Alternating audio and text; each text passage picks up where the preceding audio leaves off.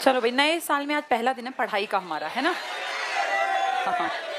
पर सरकार का रवैया ज़्यादा पॉजिटिव नहीं है, तो अपने आप को भी इस चीज़ के लिए मेंटली प्रिपेयर रखना कि 2022 में अपना एक भी दिन वेस्ट मत करना। अपना अगर मान लो सरकार सख्ती, मैं आज अखबार देख रही थी अभी, कल के काफ़ी सारी पिक्चर्स थी, वही सरकार सख्ती से कदम उठा रही है। मार्केट से 5 बजे के बाद गाड़ियाँ भी घूमी हैं और कार्यवाही भी हुई है। तो ये मान के चलो कि सरकार कुछ दिन में सख्ती ज़्यादा करेगी, चाहे वो दहशत फैलाने, कल आपने वो सुना था ना, वायरल वीडियो था कि दहशत फैलाने के लिए ऐसा किया जाए। जो भी करेंगे, अगर चीज़ें मान लीजिए सरकार के हिसाब से ही चलेंगी, क्योंकि हमारे देश में लोकतंत्र है और लोकतंत्र में आपने एक बार सरकार बना दी तो आपने सारी पावर फिर उनको दे दी, चाहे पुलिस की है चाहे कुछ भी है। और फाइनली 2022 में ओमिक्रॉन का बहाना लेके बहुत ज़्यादा चांसेस हैं कि कोचिंग सेंटर्स, पढ़ाई, स्कूली पढ़ाई सब बंद कर दें। बहुत बड़ा नुकसान हो रहा है। अब पता नहीं ये लोगों को दिख क्यों नहीं रहा। मुझे तो ये भी दिख रहा है कि जो बच्चे 5th में थे, 6th नहीं गए, 7th नहीं गए, अब वो अगर 8th भी नहीं जाएंगे तो तुम सोचो 9वीं में वो कैसे बच्चे हैं। वो मतलब उनको कुछ भी नहीं आता। 5वीं की पढ़ाई और 9वीं की पढ़ाई में तो ज़मीन आसमान का अंतर है ना। और सरकार का देखो, बौद्धिक कमी इसी को बोलते हैं, जिनको ये चीज़ें भी समझ में नहीं आ रही। ये सोचो स्कूल पे असर पड़ रहा है तो तुम पे कितना असर पड़ रहा होगा। मैं तो तुम्हें सिर्फ ये दिखा रही हूँ कि 5वीं और 9वीं के सिलेबस का अंतर देखो। घर बैठे एक बच्चा कभी किसी भी कंडीशन में सीख नहीं सकता, पर क्या करें जब स्कूल बंद कर रहे हैं। अब एक एक साल उसको ऐसा था ना कि 9वीं क्लास के बच्चे को 5वीं में वापस बिठा देंगे। ये साल हाथ से निकलते जा रहे हैं और 5वीं, 6ठी, 7वीं तो चलो फिर भी हम सोच लेंगे कोई नहीं, 9वीं 10वीं में बच्चा ओवरकम कर लेगा कुछ भी करके। लेकिन तुम लोगों के जो जॉब के ईयर्स भाग रहे हैं, इनकी तो भरपाई सरकार नहीं करने वाली, क्योंकि सरकार तुम्हें एक भी साल के बदले एक्स्ट्रा टाइम नहीं देगी। कितने ही लोगों ने 2020 में पढ़ाई छोड़ दी। अब वो 20 गया तो गया, ऐसे ही 2021 देखते देखते चला गया। 2 साल पूरे चले गए पेंडेमिक में, और अब शुरुआत 2022 की भी कर दी। जैसे सरकार ने एक बार भी लिखित में थोड़ी दिया कि हम इन सालों के बदले 2 साल आपको एक्स्ट्रा प्रोवाइड करा देंगे। जिन लोगों की उम्र 2020 से और 22 में जॉब की निकल गई, या जिन लोगों की वैकेंसी के टाइम पे जॉब की उम्र थी और अब पेपर नहीं हुआ, तो वो क्या करें। ये जो हरियाणा का पेपर रद्द किया है, जो इस हफ्ते में होना था, ये पिछले साल भी तो हुआ था सेम इसी तरह। 2021 में जनवरी में पेपर हुआ था और फिर कहा था जल्दी ले लेंगे पेपर। वो जनवरी से अब जनवरी में होना था 1 साल, और अब क्या पता। अब तो ये कह रहे हैं ना पूरी तरह से कि सीईटी होगा पहले। अब सीईटी का कोई अता ना पता, ये तो तुम भूल जाओ कि फेब में होगा। अभी मार्च अप्रैल तो कम से कम पकड़ेंगे। दिक्कत ये है कि इसका कंफर्मेशन तो नहीं है ना भाई। सीईटी होगा अच्छी बात है, लेकिन कब होगा, उसमें पेपर कैसा आएगा उस पेपर के बाद क्या करेंगे, अभी कुछ क्लियर नहीं है। तो आप लोगों का 2022 भी अगर चला गया तो देखो एज कहाँ भाग गई ना। मेन तो एज की दिक्कत होती है। जैसे 5वीं वाला 9वीं में आया तो फिर भी टीचर्स, ट्यूशन कुछ मिलके कोशिश करके उसको धक्का मार के ले जाएंगे आगे।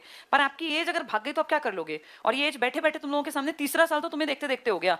20 पूरा गया, 21 गया। 20 के मार्च में तो आ गया था ये, और 20 पूरा चला गया, 21 पूरा चला गया, कभी खुला कभी बंद हुआ, फिर कभी सख्ती, फिर ये अब ये 22 आ गया। 2022 को किसी भी कंडीशन पे अब तुम इस अपने पास्ट से सीख लेते हैं। 2020 और 21 गए ना, इस टाइम पे किसी भी कंडीशन पे मेहनत और अपनी पढ़ाई मत छोड़ना। अगर कोचिंग सेंटर्स पे सख्ती होगी, मान लीजिए कि बंद करने पड़े, क्योंकि सरकार का नियम अगर इस तरह का बनेगा तो उसमें फिर कोई कुछ कर नहीं सकता। उस कंडीशन में 2022 को ऐसे ही मत गवा देना। 20-21 बहुत लोगों ने गवा दिए। तुम सबके पास ऐप ऑलरेडी है। जैसे ही अगर क्लास रुकती है तो हम अगले दिन से ही ऐप पे इसी शेड्यूल को फॉलो करेंगे। जो टीचर जहां से पढ़ाना है ना, ओल्ड जनरल में वहीं से जुड़ेंगे। अब ये नहीं होगा कि दोबारा से शुरुआत करेंगे, क्योंकि सबके पास ऐप है। तो ऐप पे ऐसी कैसी क्लासेस को वहीं शिफ्ट कर देंगे। हम तो क्लास वैसी की वैसी लेंगे, हमें तो यहीं रहना है। दिक्कत है तुम लोगों की, तुम नहीं पढ़ते हो। अपना ये सोच लो, 2022 भी अगर तुमने गवा दिया ना, फिर नौकरी दिखेगी नहीं। जो बुरे समय में पढ़ेगा उसकी नौकरी जल्दी लगती है। अच्छे समय में सब पढ़ रहे होते हैं। 20 में बहुत थोड़े लोग पढ़ रहे थे, क्योंकि पेंडेमिक को लोगों ने मान लिया कि बस दुनिया खत्म होगी। लेकिन देखो अब फिर दोबारा से एग्जाम्स आए। बहुत लोगों की ज्वाइनिंग 21 में हुई, 21 में भी एग्जाम्स हुए, जिनकी ज्वाइनिंग अब 22 में फिर होंगी। ये लहर है, आएगी फिर ढल जाएगी। अब 1-1.5 महीने बाद आप देखना सब चीजें फिर नॉर्मल। लेकिन 1-1.5 महीने में अगर तुम पढ़ाई से हट गए तो दोबारा फिर पढ़ाई पे आना आसान नहीं होता। एक हद तक पढ़ने के बाद क्या लगने लगता है कि मुझे सब कुछ आता है, फिर पढ़ने से मन हट जाता है। अपने आप को पढ़ाई के साथ जोड़ के रखना कोई आसान नहीं है, नहीं तो सब पढ़ के आगे बढ़ जाते। सबसे टफ काम है पढ़ाई में लगे रहना, क्योंकि पढ़ाई बोरिंग होती है। कोई म्यूजिक या नाच गाना तो है नहीं जिसमें इंसान को अच्छा लगे। इसको लगातार पढ़ाई को अपने साथ जोड़ के रखना। और ऐप पे, फोन पे पढ़ना कठिन है, ये सब जानते हैं। फोन पे 6 घंटे 8 घंटे बैठना बहुत मुश्किल है, पर जब कोई ऑप्शन ना हो तो जो है ना उसको बेहतर मान लो। अब मान लीजिए हम देखें कि भाई एक कोई आदमी है जो बहुत गरीब है, उसके पास ऑप्शन ही नहीं है, तो वो सूखी रोटी खा के ही पेट भरता है। जो राजा है उसके पास 10 तरह के ऑप्शन है, उसका जो मन करे वो खा सकता है। तो जब आपके पास अच्छा माहौल हो ना, चारों तरफ ठीक ठाक चीजें हो, तो आप चाहे ऑनलाइन पढ़ें ऑफलाइन पढ़ें, आपकी मर्जी होती है। लेकिन जब आपके ऊपर एक बंदिश आ गई कि आपको मार्केट नहीं निकलना, आपको घर से नहीं निकलना, तो उस कंडीशन में आपके सारे रास्ते बंद, तो फाइनली आपको वो वाली क्लासेस फोन पे देखनी ही पड़ेंगी। और अब ये आपके ऊपर है कि इस साल को ऐसे ही गवा दोगे या इसको यूटिलाइज कर लोगे। इस साल में वैकेंसी तो आनी ही आनी है, सारी भरी जाएंगी। अब सरकार को अपना फिर से ना, जैसे जब ये नेगेटिव टाइम आता है तो सरकार के ऊपर एक इमेज भी तो नेगेटिव जाती है। आप ये देखो, सारा व्यापार मंडल सरकार के ऑपोजिशन में है। स्कूल वाले खुश नहीं है स्कूल बंद करके, सब चाहते हैं स्कूल खुले। हम एज अ पेरेंट्स भी चाहते हैं। मान लिया ये ठीक है, लहर आई है, ये 1-1.5 महीने बाद लहर फिर नीचे आ जाए, खत्म हो जाएगी ये। पर दिक्कत क्या है, इंस्टीट्यूशन बंद करने में तो 1 दिन भी नहीं लगता, लेकिन इसको खुलवाने में फिर 4 महीने 6 महीने खा जाते हैं। उससे उन बच्चों का नुकसान बहुत ज्यादा होता है। और मैं तो देख रही हूँ, जो बच्चे पैंडेमिक वाले साल में 10th में थे, आप देखो उनके एग्जाम नहीं हुए थे, वो बिना एग्जाम के 10th कर गए। अब उनका 11th गया और अब वो 12th में है। इस हिसाब से तो इनका पास तो हो जाएंगे, कोई दिक्कत नहीं, लेकिन इनका दिमागी विकास तो नहीं हुआ। ये लाइफ में कुछ भी करेंगे ना, तो देखना ये कमियां दिखती हैं। जो बच्चा 10th और 12th बोर्ड दे के आता है ना, बोर्ड का वो माहौल दिमाग को अपने आप मेच्योर बनाता है। पूरे साल लगता है पेपर है, एग्जाम है, मुझे पढ़ना है, मेरा नाम कोई नहीं जानता, मेरी किताब कॉपी बोलेगी, मेहनत करता है। अब इन बच्चों को मेहनत की समझ ही नहीं है। वैसे कहने को तो 8वीं के भी बोर्ड की बात कर रहे हैं, पर आप ये देखो, जो 10वीं में बोर्ड दे रहे थे 2020 में, उनका बोर्ड हुआ नहीं था 10th का। वैसे ही 90-90%, 100-100%। DU में ये क्यों कह रहे हैं कि कॉम्पिटिटिव पेपर करना पड़ेगा, क्योंकि हर किसी के 100% है। आपको पता है इस साल की लिस्ट 100% पे क्लोज थी, 99.9 वाले का एडमिशन नहीं हुआ। अब DU कह रहा है अगले साल से, क्योंकि ये तो भाई मजाक बना दिया, 100% फ्री के बांट रहे हैं, अब अगले साल से अच्छे कॉलेजेस पेपर लेंगे। इन पीछे वालों को अभी भी होश नहीं है कि दुनिया कहाँ जा रही है। सुन लो, अभी 12वीं पास होंगे ना, 1-2 साल ही हुआ होगा, दुनिया बदल रही है, इस बारे में थोड़ा तुम भी जागरूक हो जाओ, ये तुम्हारे लिए है। देखो, जो बड़े लोग होते हैं ना, जिनकी उम्र है 40 साल, पेंडेमिक पे असर नहीं पड़ता। 40 साल, जैसे अब मैं हूं, मेरे ऊपर पेंडेमिक का कोई खासा असर नहीं आना, क्योंकि हमारी लाइफ तो एक ढर्रे पे आ गई है। इसका सबसे ज्यादा असर अगर पढ़ने वालों की बात करें तो तुम्हारे ऊपर पड़ना है।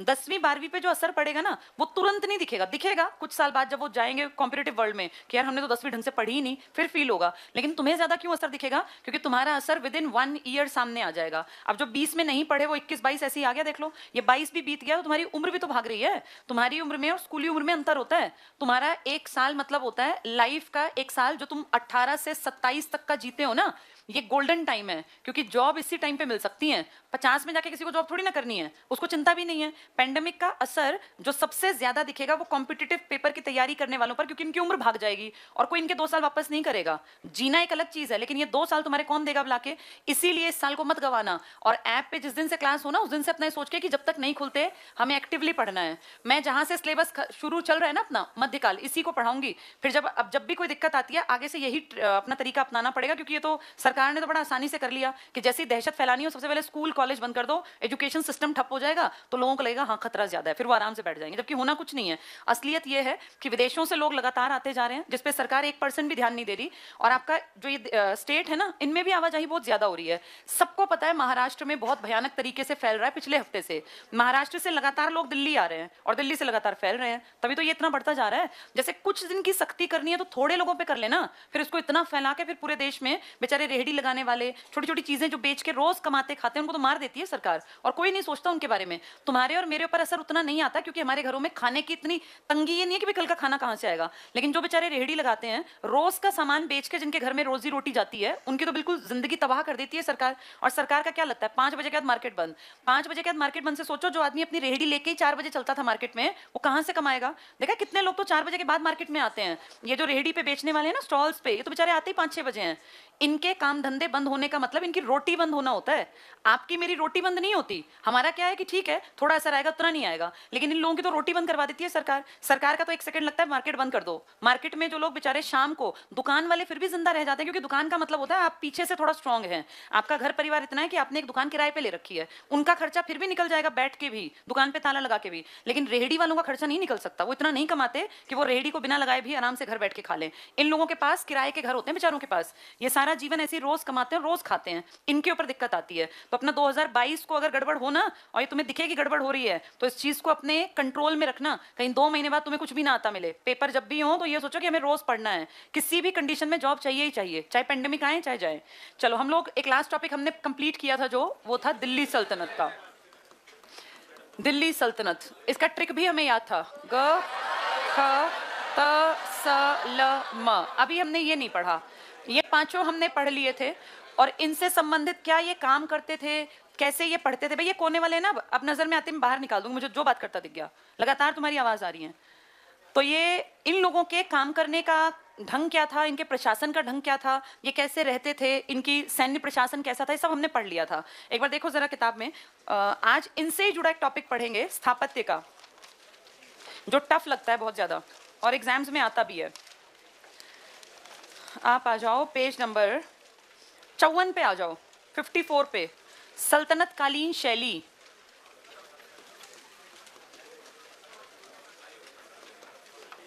सल्तनत कालीन शैली, जैसे हम लोगों ने पढ़ा था ये कुतुब मीनार बनी थी, इसमें कितने विष्णु मंदिर तोड़े गए थे? ऐसे कहते हैं 27। क्या इसका कोई साक्ष्य है? बिल्कुल, वहां जाके जब तुम देखोगे तो उनके पिलर्स पे हिंदुओं की जो कमल में बैठी हुई लक्ष्मी है ये भी दिखती हैं, और जैनियों के भी मंदिर दिखते हैं, उनके भी सिंबल हैं, क्योंकि जैनियों में ना 24 तीर्थंकर थे और हर एक तीर्थंकर का एक सिंबल था, किसी का शंख का सांप, किसी का हाथी, किसी का बैल, ये सब दिखता है वहां कि ये तोड़ के बनाए गए हैं। देखिए जरा सल्तनत कालीन शैली, मामलूक वंश, मामलूक का ही नाम क्या था? गुलाम वंश, गुलाम वंश। पहला पॉइंट देखो, भारत में पहली तुर्क मस्जिद, दो तरह के मुस्लिम होते हैं ना, एक अरबी और एक तुर्की। अरबी आपके यहाँ जमे नहीं थे, आए थे, एमबीक्यू अरबी था। तुर्की आपके यहाँ आए, अटैक किया, धन लूटा, फिर उनके नौकर आपके यहाँ बस गए। उनके नौकरों ने कौन सा वंश चलाया था? मामलूक वंश, इसलिए इसका नाम है दास वंश, इसी का नाम है गुलाम वंश। पढ़ो पहला पॉइंट, पहली तुर्क मस्जिद कुव्वत उल इस्लाम थी। ये कब से कब तक बनी थी? 1192 से 1198 में पूरी, इसके ऊपर लिख लो 1192 से 1198, जिसे कुतुबुद्दीन ऐबक ने 1197 को 98 बना लो, 98 में पूरा हो गया था काम, 97 में पूरा नहीं हुआ था, मैं बनवाया। ये पहले जैन, बाद में विष्णु मंदिर था। इसका निर्माण राय पिथौरा के किले में हुआ। तो ये दो धर्मों के पत्थरों का यूज करके बनाई गई, किस किस का? हिंदू और जैन। एक लिखा है शब्द राय पिथौरा, ये क्या था? एक राजा का नाम था, कौन था वो राजा? हाँ, राय पिथौरा, किला राय पिथौरा, जिसको पहले दिल्ली का किला भी बोलते थे। ये असली में इसका नाम था पृथ्वीराज चौहान। और ये कौन सी घटना की तरफ इशारा कर रहा है? 1191, 1192, जब पृथ्वीराज पकड़ा गया, चाहे वो बाद में मरे, वो कहानी झूठी हो हमें नहीं पता, लेकिन 1192 के बाद तो पृथ्वीराज चौहान का चैप्टर आपके पास नहीं है ना, तभी इन्होंने ये मस्जिद बनवानी शुरू की। कौन से वाली? कुव्वत उल इस्लाम मस्जिद, तभी इसका नाम आया। तो इसका निर्माण राय पिथौरा के किले में हुआ। राय पिथौरा क्या लिख लो? पृथ्वीराज चौहान। चौहान का ही तो खात्मा करके इनकी टेरिटरी में आके, चौहान तो हिंदू था ना, जैन और हिंदू यही तो एक्टिव थे, इनके मंदिरों को तोड़ा और अपनी मस्जिद बना ली। क्या नाम रखा इसका? कुव्वत उल इस्लाम। ये तुर्कियों की पहली मस्जिद है, अरबियों ने आपके यहाँ बसावट नहीं की थी। नेक्स्ट पॉइंट, कुव्वत उल इस्लाम मस्जिद की सबसे बड़ी विशेषता उसका उत्कृष्ट मकसूरा और उसके साथ जुड़ा हुआ किबला लिवान है, दरवाजा टाइप का जो है। इसमें हिंदू, अंडरलाइन कर लो, हिंदू इस्लामी स्थापत्य कला की मजबूती और सौंदर्य की समन्वित विशेषताएं सबसे पहले सामने आती हैं। 1200 में कुतुबुद्दीन ऐबक ने अजमेर में 2.5 दिन का झोपड़ा नामक मस्जिद का निर्माण करवाया, जो पहले एक संस्कृत विद्यालय था। तो देखो हिंदू कल्चर में कैसे धीरे धीरे इस्लामिक कल्चर आ गया। तो ये दो मस्जिद बनवाई थी इसने, कौन कौन सी? एक कुव्वतुल इस्लाम और एक 2.5 दिन का झोपड़ा अजमेर में। संस्कृत का कोई स्कूल होगा जिसमें संस्कृत की किताबें रही होंगी, जो शायद जला दी गई होंगी या फाड़ दी गई होंगी, कुछ भी किया होगा, वहां संस्कृत को खत्म किया और यहाँ विष्णु और हिंदू मंदिरों को, उसके बाद ये जैन मंदिरों को, तब बात बनी थी ये, टिक कर लो। 2.5 दिन का झोपड़ा पहले एक संस्कृत विद्यालय था। सूफी संत कुतुबुद्दीन बख्तियार काकी की स्मृति में कुतुबुद्दीन ऐबक ने कुतुब मीनार का निर्माण शुरू करवाया, जिसे 1232 में इल्तुतमिश ने पूरा करवाया। 32 तो क्या ये, हाँ, कब पूरी हो गई थी ये? 1220 में। फिर लेकिन बाद तक काम तो तुगलकों तक चलता रहेगा। मेन तो 1220 में हो गई थी, जिसको कहते हैं कि मेन कुतुब मीनार है। यहाँ 20 लिख लो, उसकी बाहर की फिर सुंदर नक्काशी वकाशी में लगे रहे और 10-20 साल तक। नेक्स्ट पढ़ना, कुतुब मीनार के निर्माण का उद्देश्य टिक करना शायद है, कंफर्म नहीं क्योंकि लिखा नहीं है, तुर्की विजय से भी संबंध होने के कारण इसे विजय स्तंभ भी कहा जाता था, तो उन्होंने इसका नाम विजय स्तंभ भी रखा। लेकिन हमारा विजय स्तंभ तो अपने राजस्थान चित्तौड़गढ़ में था। नेक्स्ट टिक करना, इल्तुतमिश ने कुव्वत उल इस्लाम मस्जिद का विस्तार किया। इल्तुतमिश जो किसका गुलाम था? ऐबक का। और इस ऐबक ने ही तो इस मस्जिद का निर्माण कार्य शुरू करवाया था 1192 से 1198। जो क्या तोड़े गए थे? मंदिर, हिंदू और जैन के। और फिर वो स्कूल तोड़वा के क्या बनवाया था इन्होंने बनवाया 2.5 दिन का झोपड़ा। अगला पॉइंट टिक करना, इस काल की सबसे महत्वपूर्ण अलंकृत इमारतों में इल्तुतमिश का लाल बलुआ पत्थर से निर्मित मकबरा है। तो इल्तुतमिश का मकबरा, अलंकृत मतलब सजाया जिसको गया हो। इल्तुतमिश ने बदायूं में, बदायूं यूपी का इलाका था ना, जामा मस्जिद बनवाई। टिक कर लो ये, बदायूं यूपी में जामा मस्जिद। नागौर राजस्थान में अतार किन का दरवाजा, कहते हैं इसी को देख के बाद में फतेहपुर सीकरी का जो दुनिया का सबसे बड़ा दरवाजा है, इसी को देख के बना। लिख लो यहाँ, अतार किन के ऊपर लिखो, बाद में फतेहपुर सीकरी का बुलंद दरवाजा इसी पर आधारित बनवाया गया। बाद में फतेहपुर सीकरी का बुलंद दरवाजा इसी पर आधारित। तो अतार किंग पूछ लेंगे कहाँ है, तो नागौर राजस्थान में। किसने बनवाया था ये? इल्तुतमिश ने। और वो फतेहपुर सीकरी वाला अकबर ने। तो अकबर के दिमाग में इतना बड़ा दरवाजा किसके दरवाजे को देखकर आया ये? अतार किन के दरवाजे को। कहाँ है अतार किन का? नागौर के, राजस्थान के नागौर में। इसके बाद अगली लाइन में टिक करना, सुल्तानगढ़ी। सुल्तानगढ़ी याद है तुम्हें? इल्तुतमिश के बड़े बेटे की डेथ, उसका मकबरा। लिख लो यहाँ, इल्तुतमिश का बड़ा बेटा। अगला पॉइंट टिक करना, इल्तुतमिश को मकबरा निर्माण शैली का जन्मदाता, यहाँ इंपॉर्टेंट लिख लो। तो मकबरा निर्माण शैली का जन्मदाता कौन है? इल्तुतमिश। इसके बड़े बेटे का मकबरा बनवाया तो इसने, कहां पर? सुल्तानगढ़ी में, ये दिल्ली में है।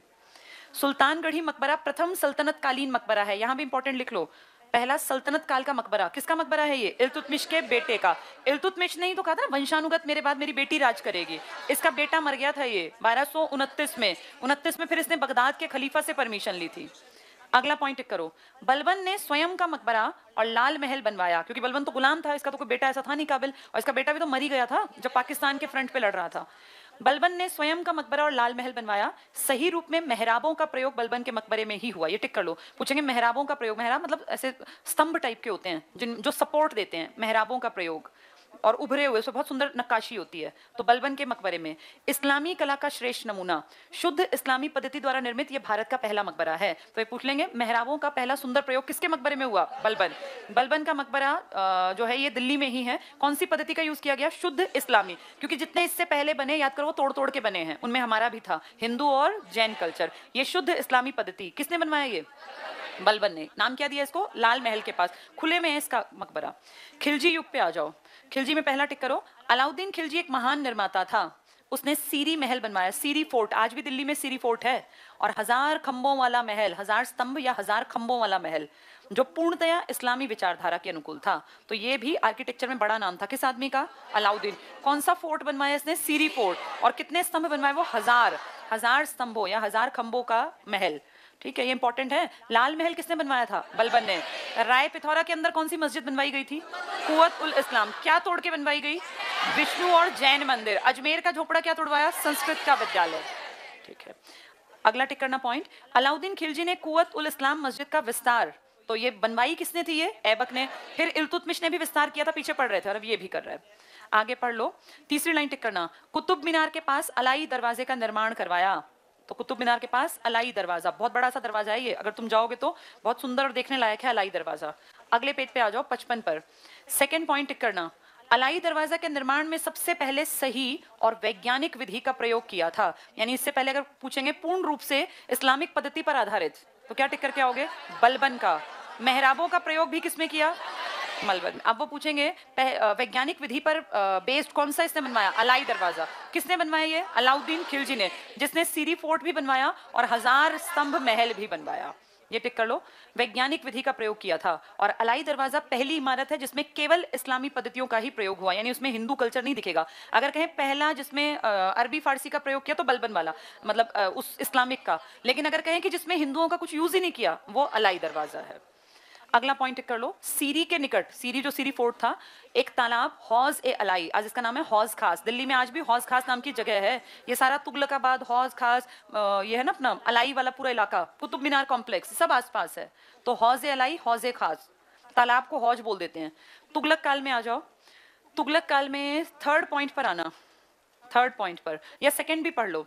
अपने परवर्ती शासक, परवर्ती मतलब इससे पिछले वाले शासकों के अत्यधिक अलंकृत इमारतों की तुलना में इस काल के भवन विशाल और अत्यंत सादे ढंग के हैं। तुगलकाबाद का जो किला है ना, बहुत सिंपल पत्थर ही पत्थर है, कुछ बहुत अलग नहीं है, बहुत सादे ढंग का।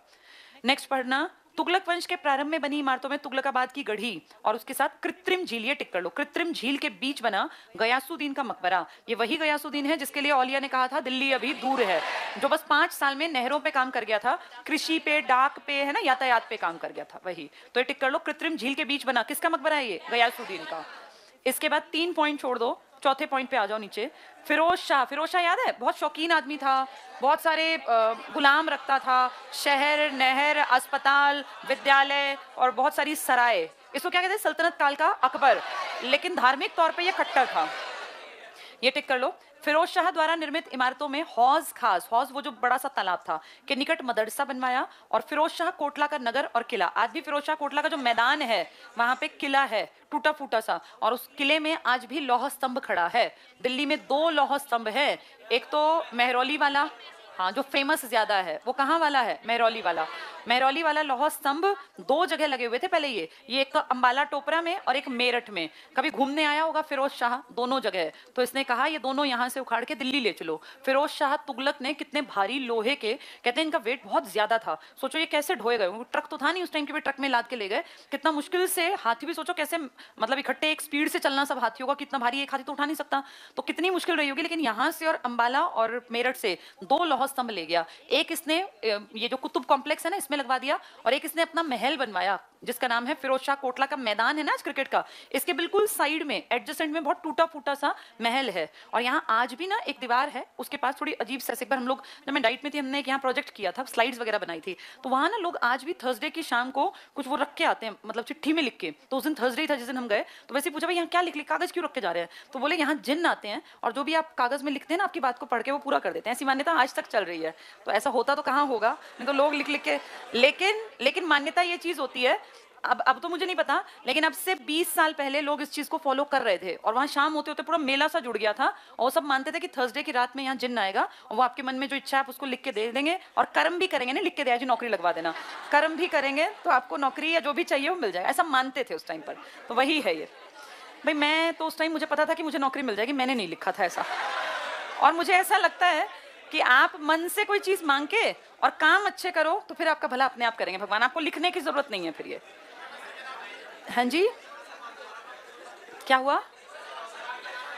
नहीं, तब तक तो सर मुझे मिले भी नहीं थे, तब तो मैं अपनी पढ़ाई के दौर में थी, तब मेरे लिए नौकरी ये था कि मुझे मिलनी है। और एक चीज और बता दूं, एक चीज कॉन्फिडेंस भी होता है, जैसे मैं बचपन से मानती थी कि मुझे जॉब मिलेगी, मेरे मन में कभी ये था ही नहीं कि मुझे नौकरी नहीं मिलेगी, मैंने उस दिशा में हमेशा सोच के किया कि मुझे नौकरी मिलनी ही मिलनी है, मैं उस हद तक पढ़ूंगी कि मुझे नौकरी कैसे नहीं मिलेगी, तो मुझे वो लिखने की जरूरत नहीं पड़ी चिट्ठी में कि नौकरी मिल जाए। चलो आगे पढ़ते हैं तुगलक काल में। तो ये कोटला से याद करना, इसमें लौह स्तंभ है, मैंने तुम्हें 2 लौह स्तंभ बता दिए, एक खड़ा हुआ है लौह स्तंभ दिल्ली के कुतुब कॉम्प्लेक्स में, कुतुब मीनार के कॉम्प्लेक्स को कुतुब कॉम्प्लेक्स बोलते हैं, उसमें बहुत सारी चीज, अलाई दरवाजा उसी में है, ये कुव्वतुल इस्लाम इसी में है, इसी में सारे मंदिर। और एक ऐसा लौह स्तंभ उसने अपने महल में कहाँ बनवाया, फिरोज शाह कोटला, जिसको फिरोज शाह का किला कहते थे। ये टिक कर लो, फिरोज शाह कोटला का नगर, यहाँ लिख लो लौह स्तंभ, तो दोनों लौह स्तंभ याद रखना, और किला प्रमुख है। ये उतने को बहुत सुंदर नहीं बना रखे किले, बहुत नॉर्मल थे इनके। नेक्स्ट पॉइंट पढ़ना, फिरोज ने अपना और अपने प्रधानमंत्री खाने जहां तेलंगानी का मकबरा बनवाया अपने जीते जी। तेलंगानी का मकबरा दिल्ली में निर्मित पहला अष्टभुजाकार मकबरा है, इसको डबल टिक कर लो, दिल्ली का पहला अष्टभुजाकार मकबरा किसने बनवाया, तो ये बनवाया फिरोज शाह तुगलक ने अपने प्रधानमंत्री का, क्या नाम था उसका नाम था तेलंगानी, खान ए जहां तेलंगानी, ठीक है। तो ये प्रथम अष्टभुजाकार, डबल टिक करके इंपॉर्टेंट लिख लो। ये पूछेंगे कौन सा वैज्ञानिक पद्धति पर, कौन से में पहली बार मेहराब इस्तेमाल हुई, कौन सा पूर्ण रूप से इस्लामिक था, कौन से में पहली बार अष्टभुजाकार, तो ये बहुत छोटे छोटे क्वेश्चन है, ये याद करने पड़ते हैं, इंपॉर्टेंट है ये। इसके बाद इसमें नीचे आ जाओ, लोधी युग पे आ जाओ, बाकी इसमें कोई बहुत खास नहीं था। एक इसमें लास्ट पॉइंट और पढ़ लेना, फिरोज शाह की सभी इमारतों में अलंकरण के लिए कमल के नमूने का प्रयोग किया गया था, और हम जानते हैं हिंदू कल्चर में कमल लक्ष्मी का परिचय, तभी तो कहते हैं मिक्सचर था हिंदू इस्लामिक पद्धति का। लोधी युग पे आ जाओ, पहला पॉइंट, लोधी ने इमारतों को विशेष रूप से मकबरे को ऊंचे चबूतरों पर बनवाया, इन्होंने पहले नीचे ऊंचे चबूतरे बनवाए, उसके ऊपर फिर बिल्डिंग बनवाई। कुछ मकबरे उद्यानों के मध्य में भी बनाए गए, आगे जाके मुगल जो गार्डन है ना वो इसी पर बेस्ड होंगे। फिर उद्यानों के मध्य, दिल्ली में लोधी गार्डन इसका सर्वोत्तम उदाहरण है, ये पूरा चारों तरफ बाग टाइप है और उसके बीच में फिर मकबरा बना हुआ है। तो अगर पूछेंगे उद्यानों के मध्य ये मकबरे बनाने का ट्रेंड फेमस तो किया मुगलों ने, लेकिन शुरू किसने किया, लोधी। और ये लोधी याद है तुम्हें, सबसे लंबा 39 ईयर्स तक, 1451 से 1489। कैसा था वो कि कभी लड़ाई झगड़े हुए ही नहीं, अपने सारे जितने सरदार थे उनको अपने बराबर रखता था। चलो अगले पेज पर आ जाओ, सेकेंड लाइन टिक करना। लोधी काल मकबरों का काल भी कहलाता है, डबल टिक कर लो। मकबरों का काल कौन सा काल है? लोधी काल। शाहजहां द्वारा निर्मित ताजमहल में लोधी शैली का चरम विकास दिखाई देता है। तो शाहजहां को बड़ा शौक था आर्किटेक्चर का, उसके टाइम में भी कौन सी शैली दिखाई देती है? लोधी वंश की। इसका मतलब मुगलों ने भी इनकी शैली को आगे बढ़ाया, और इन्हीं के गार्डन वाला कॉन्सेप्ट है, वो चार तरफ जो बाग है ना, वो कॉन्सेप्ट इनका है, लेकिन फेमस किसने बनाया? मुगलों ने। तो आप पढ़ तो रहे हो कि शाहजहां द्वारा निर्मित जितना आर्किटेक्चर था उसमें कौन सी शैली दिखाई दी है? लोधी शैली। विभिन्न प्रांतीय शैलियों पे आ जाओ। प्रांत मतलब छोटी छोटी सी। जौनपुर टिक करना। जौनपुर के शर्की सुल्तानों की अधिकांश इमारतें हिंदू इमारतों के अवशेषों पर निर्मित की गई थी। तो जितने ये बाहर से आए ना, ये बाहर से कुछ नहीं लाए, इन्होंने आपकी बनी बनाई इमारतों को ही तोड़ा, थोड़ा सा रूप बदला और अपना नाम दे दिया। तभी तो कहते हैं कि पुरानी बहुत सारी जगह जब चीजों को खोदते हैं तो वहां हिंदू कल्चर और आर्किटेक्चर की चीजें मिलती है ना, उसका कारण यही है। ये टिक कर लो। अधिकांश इमारतें हिंदू इमारतों के अवशेषों पर निर्मित की गई थी, इसलिए उनकी कला में हिंदू और इस्लामी शैलियों का अच्छा समन्वय था। अगला पॉइंट काम का है, अटाला मस्जिद कई बार आता है। जौनपुर की कुछ मस्जिदें जैसे अटाला मस्जिद, पूर्व में अटाला देवी का मंदिर था। तो ऐसे कितने सारे एग्जाम्पल तो हैं। अटाला देवी का मंदिर ही क्या बन गया? अटाला मस्जिद। जौनपुर में है ये, जौनपुर। जौनपुर किसने बसाया था? हाँ, फिरोज शाह तुगलक ने इसका नाम जौनपुर क्यों रखा? जौना खा। भाई इसके भाई का कोई बेटा नहीं था, तभी तो, ये तो चाचा का लड़का था ना उसका, रज्जब का। तो इसने कहा भाई का रिगार्ड रखने के लिए एक शहर बसा दिया। वैसे भी उसको बहुत सारे शहर बसाने थे, 300 शहर बसाए, तो एक का नाम क्या कर दिया? जौनपुर। और फिर यहाँ इसने क्या किया? इसने कौन सी मस्जिद बनवाई? अटाला, जो किसके अवशेष पर है? अटाला देवी का कोई मंदिर था। इसके बाद इसमें नीचे आ जाओ, गुजरात लिखा है, देखो नीचे की तरफ में गुजरात। गुजरात में तीसरा पॉइंट टिक करना, अहमद शाह प्रथम ने अहमदाबाद नामक नगर की स्थापना की। तो अहमदाबाद किसने बसाया? अहमद शाह प्रथम ने। ठीक है। एक इसमें नाम महमूद बेगड़ा भी टिक कर लो अगले पॉइंट में। महमूद बेगड़ा, इसने चंपानेर, जूनागढ़ और खेड़ा में, ठीक है, नगीना मस्जिद टिक करना, नगीना मस्जिद आदि इमारतों का निर्माण करवाया। ये छोटे लेवल पे थे, जैसे बहुत छोटा था जौनपुर, बहुत छोटा था अहमदाबाद। अगले पेज पे आ जाओ, एक टेबल मिलेगा तुम्हें। ये टेबल बहुत काम का है, इसमें से बहुत बार क्वेश्चंस बनते हैं। पहला टिक कर लो, कुवत उल इस्लाम मस्जिद। क्या खास है इस मस्जिद में? ये भारत में पहली तुर्की मस्जिद है, इससे पहले कोई तुर्की मस्जिद नहीं थी। दिल्ली में किसने बनवाई थी? ये कुतुबुद्दीन ऐबक। और जैसे ही पृथ्वीराज का चैप्टर क्लोज हुआ तभी बनवानी स्टार्ट कर दी, 1192 से 98। फर्स्ट तुर्की मस्जिद, यहाँ लिख लो ये बात शॉर्ट में, फर्स्ट तुर्की मस्जिद 1192 से 98। अगला पॉइंट करना, कुतुब मीनार। ये हम जानते हैं कब बनवानी शुरू की? जब ये मस्जिद खत्म हुई, 1199 से 1220। वैसे काम इसका तुगलकों तक चलता रहेगा, यहाँ लिख लो 1199 से 1220। मेन काम इल्तुतमिश ने किया, क्योंकि पहली मंजिल ऐबक की है, बाकी 3 मंजिलें इल्तुतमिश की, और उसके आगे जाके फिरोज शाह की, फिरोज शाह की। नेक्स्ट पे आ जाओ, 2.5 दिन का झोपड़ा क्या तोड़ के बनाया था? संस्कृत विद्यालय, लिख लो यहाँ, संस्कृत विद्यालय अजमेर में है। कुतुबुद्दीन ऐबक और इल्तुतमिश दोनों ने काम करवाया। इल्तुतमिश का मकबरा दिल्ली में इल्तुतमिश ने बनवाया। अतार किन का दरवाजा अभी पढ़ के आए थे, कौन सा दरवाजा इसकी देखा देखी बना? बुलंद दरवाजा फतेहपुर सीकरी में। अकबर ने किसकी चीटिंग करके बनवाया? अतार किन। अतार किन का कहाँ है? नागौर में। ये टिक कर लो, अतार किन का दरवाजा नागौर, इल्तुतमिश। यहाँ लिख लो, कौन सा दरवाजा लिखोगे? हाँ, बुलंद दरवाजा। पहले ये बना, वो बाद में बनेगा, क्योंकि वो तो शहर ही बाद में बसेगा।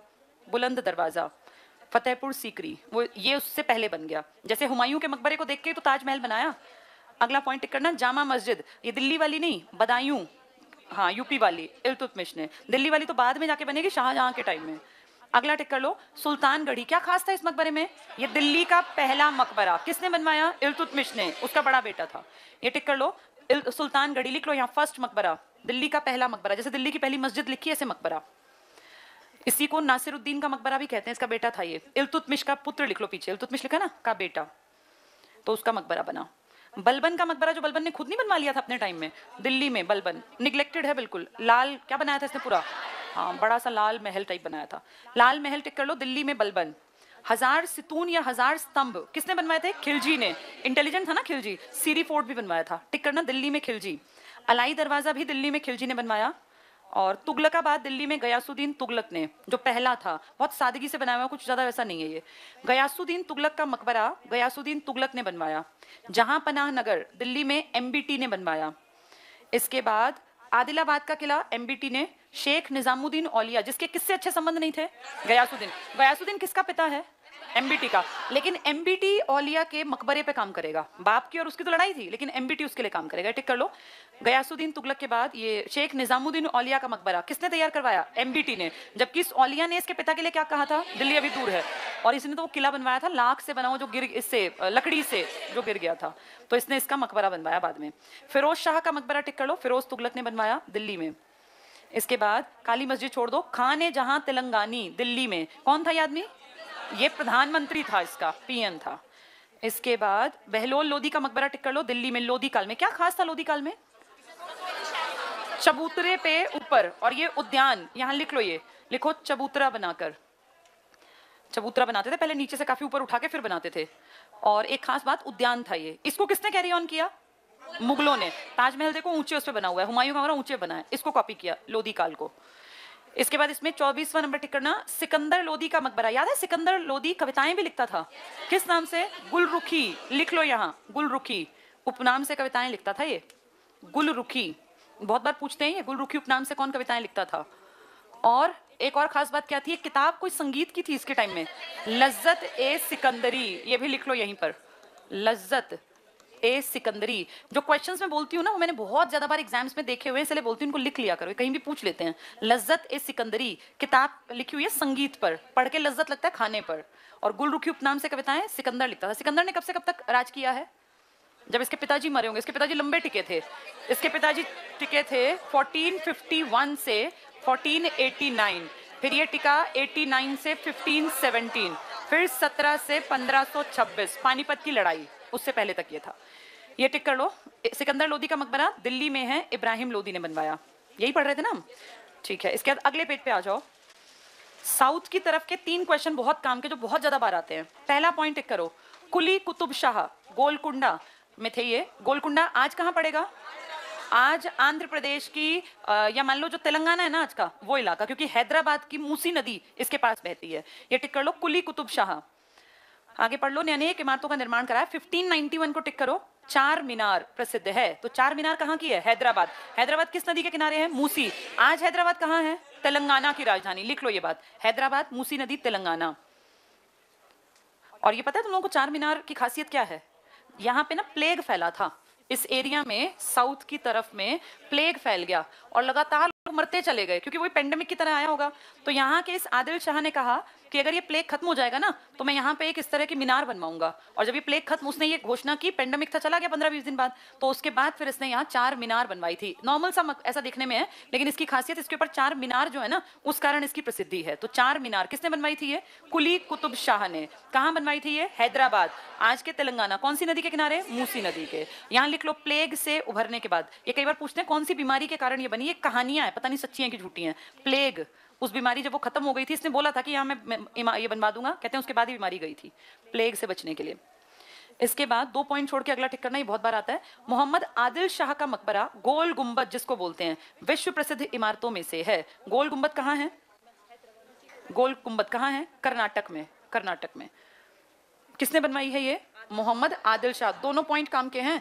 बताओ, प्लेग को खत्म करने के लिए कहां पर एक बड़ी चार मीनार कहां बनी? हैदराबाद। 1591 में कौन था वहां?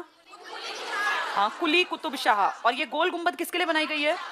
अली आदिल शाह। दोनों नाम इंपॉर्टेंट हैं, आदिल शाह भी और कुतुब शाह भी, ठीक है। इसके लिए गोल गुंबद है। गोल गुंबद कहाँ है? कर्नाटक में। और वो कहाँ है? तेलंगाना में। हैदराबाद, तेलंगाना में, ठीक है। चलो आज इतना ही पढ़ लेते हैं। नहीं, वैसे भी एक ही टॉपिक समझ में आ सकता है, दूसरा मिक्स होगा तो दिक्कत होगी।